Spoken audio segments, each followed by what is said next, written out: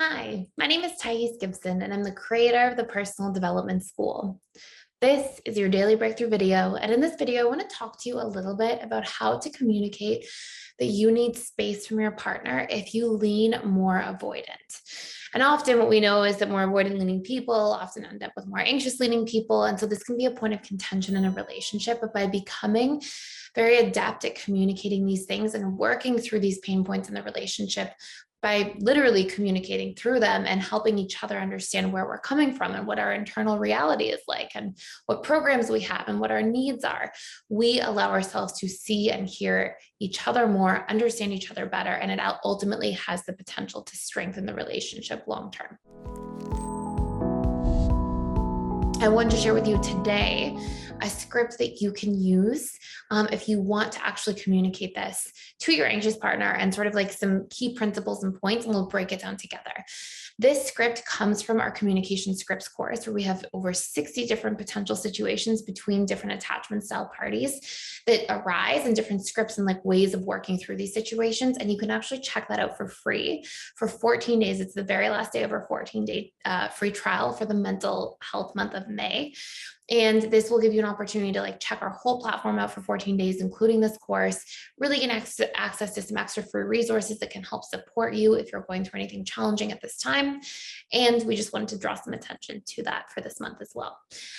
So if you are avoidant, especially DA, a really great thing to start by doing when you communicate that you need space is to let this person know that you value the relationship. And by the way, I'm not saying like need space, like want to break up with the person. I'm saying like need space, like just need a day to yourself, or just need to like cancel a date because you're feeling burnt out or things like this.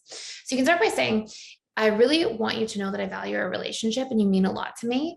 I'm the type of person who may need a little bit more alone time than usual in order to feel balanced and to fulfill myself and sort of feel recharged. And I could really use some of that alone time right now to feel like myself again. I want you to know it doesn't mean anything about you or the relationship being in a bad place. I really appreciate you. And I'm also like this with everybody. It's part of me, and I will still make an effort for us to have time together soon.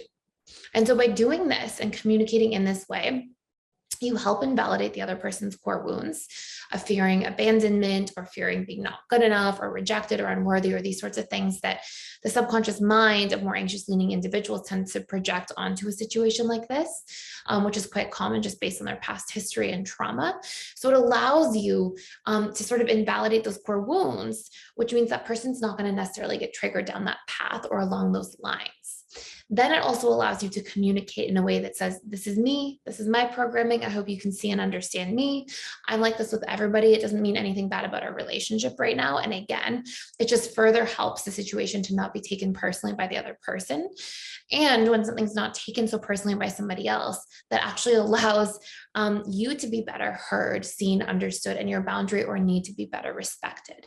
When somebody's triggered and they're taking something personally, they're less likely to be able to see you and understand you and really support you in whatever that need is, because they're, sort of consumed by their own feelings about the situation, which then we go into, subconscious mind autopilot mode and start coping from those feelings rather than seeing and hearing our partner or loved one. So by breaking it down that way, and then just saying, hey, you know what, we're going to have another date soon, or we'll spend some more time together next week or this weekend or whatever it might be. It also just validates that you are there to participate and wanting to show up in the relationship going forward, which again will help your more anxious leaning partner receive where you're coming from, understand where you're coming from, and be able to really respect it, and also learn more about you and your needs over time. So I hope this makes a lot of sense. It's a really valuable thing to learn to work through, especially in our more like anxious avoidant trap type of relationships. And it's a really powerful thing to get good at communicating through any anxious avoidant trap type problems or challenges, because the more we are effective at these sorts of things and can communicate proactively and with healthy tools and steps and resources, the less we have to deal with like the negative form of trying to communicate things once we're already in a fight, in an argument. And obviously things can be a little bit more destructive that way. So I hope this makes a whole lot of sense. Thank you so much for being here and for watching.